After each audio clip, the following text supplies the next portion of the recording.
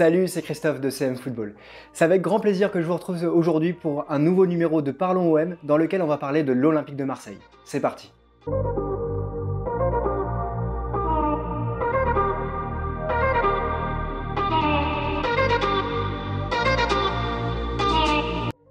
Alors vous l'avez bien entendu, on va parler de l'Olympique de Marseille, on va parler très brièvement de la défaite face à Nîmes hier soir, 2-1, un match tout simplement où l'Olympique de Marseille a été misérable, minable, il n'a pas fait preuve en fait d'ambition, de révolte. J'ai pas senti des joueurs concernés par ce match, alors que l'Olympique de Marseille avait la possibilité de revenir très proche du trio de tête.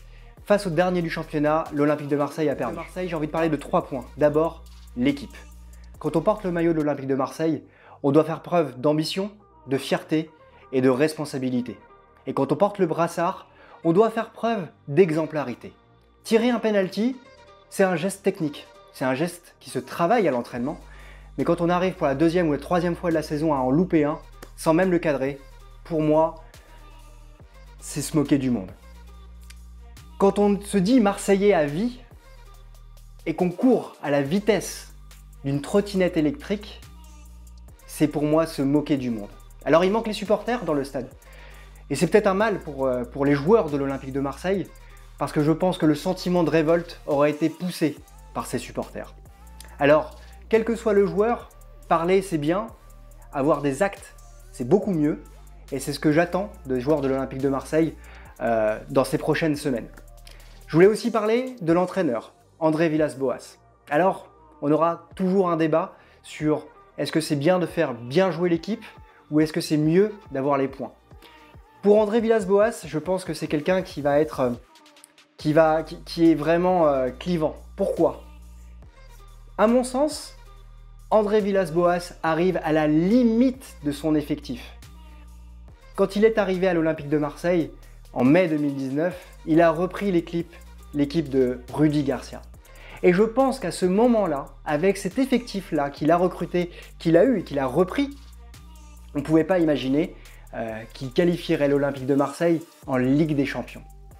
Il a qualifié l'Olympique de Marseille en Ligue des Champions, sans forcément bien jouer.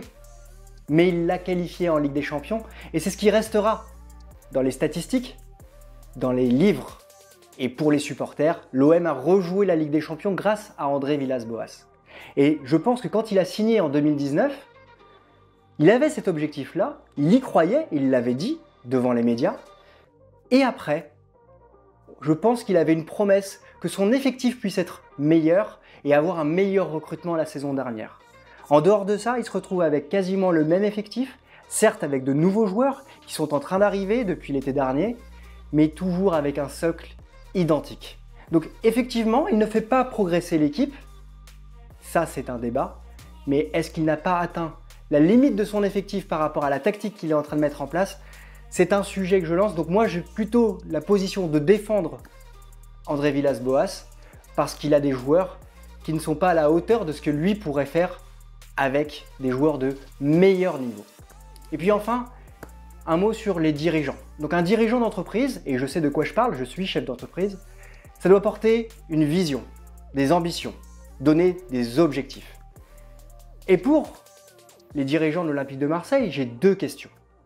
La première, quand on est dirigeant d'entreprise et qu'on arrive dans une période comme celle que l'Olympique de Marseille vit actuellement, il faut remobiliser les équipes. Et est-ce qu'un dirigeant d'entreprise, un dirigeant de l'Olympique de Marseille, pourrait prendre la parole pour remobiliser non seulement les équipes administratives, commerciales, marketing, communication, finance, mais également les équipes sportives? Est-ce qu'on pourrait voir quelqu'un prendre la parole aux yeux des médias pour le faire? Et la deuxième question, c'est est-ce qu'un dirigeant pourrait construire une équipe sportive qui soit compétitive afin que les salariés ne soient pas à moins 10% quand l'équipe perd, mais à plus 150% quand l'équipe gagne? Et ça, beaucoup plus souvent. Alors, ce sont des questions, en tout cas, je voudrais dépassionner le débat, même si, vous le sentez, il y a un peu d'énervement dans tout ce que je peux dire. Maintenant, faisons le constat. Il reste 18 matchs à jouer. Sur 18 matchs, ça fait 54 points à prendre. Si j'étais dirigeant de l'Olympique de Marseille, voilà les objectifs que je fixerais aux équipes. qu'elles soient administratives, sportives ou autres. Il y a 54 points à prendre. Aujourd'hui, dans le championnat de France, il y a une équipe qui a fait un début de saison formidable, qui a fait une première partie de saison formidable, c'est l'Olympique Lyonnais.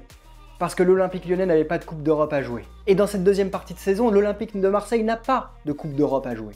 Donc avant de se projeter sur quelconque qualification en Ligue des Champions l'année prochaine, d'abord se concentrer sur les prochains matchs à venir, et ensuite voir comment l'effectif et comment l'équipe se positionnera au mois de mars-avril, afin de savoir s'il y a l'ambition de jouer cette Ligue des Champions. Il y a 6 matchs, l'Olympique de Marseille dans les médias. On parlait de l'Olympique de Marseille dans les médias en se projetant sur potentiellement une concurrence pour aller chercher le titre de champion de France. Depuis 6 matchs, il y a eu 3 défaites, 2 nuls, 1 victoire. Vous voyez, ça peut aller très vite dans ce championnat qui est assez resserré. Il reste toujours 2 matchs de retard pour l'Olympique de Marseille. Prenons ces matchs-là, les uns après les autres, comme ils disent, comme les joueurs ont l'habitude de le dire. Prenons les matchs après les autres. L'important, c'est les 3 points. J'ai l'impression qu'ils ont peut-être de la pression pour suivre ces matchs. En tout cas, il n'y a pas de supporters encore une fois dans les stades. Peut-être que ça les chamboulerait, peut-être que ça les motiverait davantage. En tout cas, ce serait intéressant de les entendre, ces joueurs, pour se dire qu'est-ce qui leur manque aujourd'hui pour avoir les moyens de leurs ambitions, à savoir aller jouer la Ligue des Champions. Donc, c'était un match nul hier, une défaite face à Nîmes.